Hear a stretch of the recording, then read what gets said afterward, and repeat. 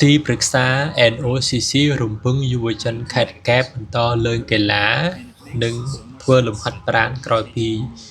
ជួយរួមវេទិកាកីឡាដើម្បីទាំងអស់គ្នាលោក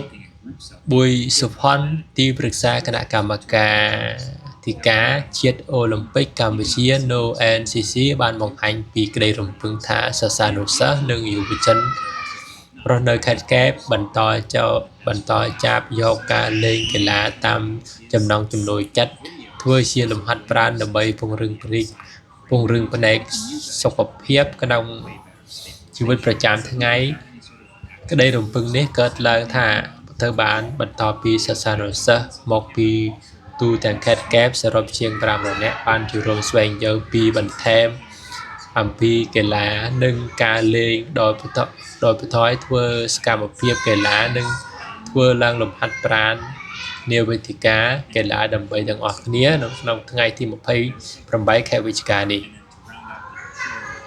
បន្ទាប់ពីការរៀបចំកម្មវិធីនេះ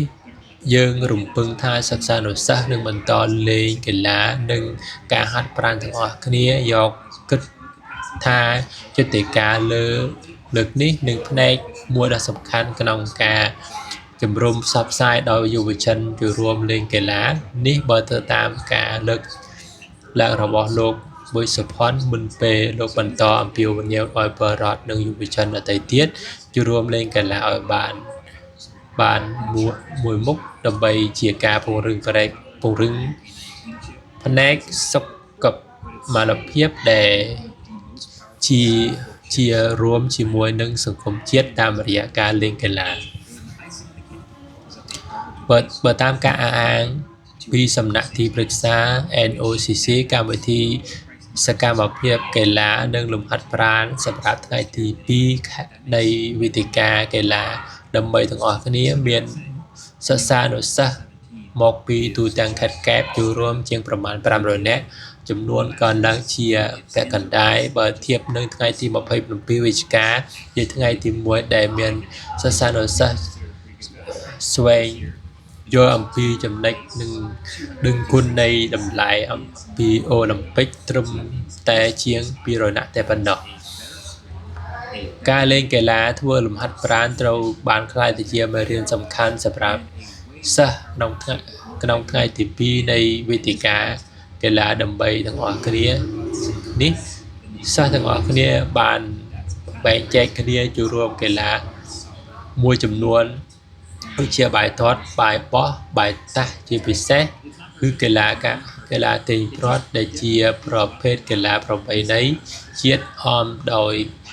ក្តីសប្បាយរីករាយសកម្មភាពកីឡានេះធ្វើឲ្យសិស្សានុសិស្សខេត្តកែបអនុស្សាវរីយ៍ល្អជាមួយនឹងកីឡានិងមានចំណងចង់បន្តលេងសកម្មភាពកីឡាបន្ថែមទៀតនៅពេលខាងមុខផងដែរគូបញ្ជាក់ថាវេទិកាកីឡាដើម្បីទាំងអស់គ្នារៀបចំឡើងដោយ NOCC ដោយមានការចូលរួមចំណែកនិងបទពិសោធន៍កីឡាអូឡ িম্প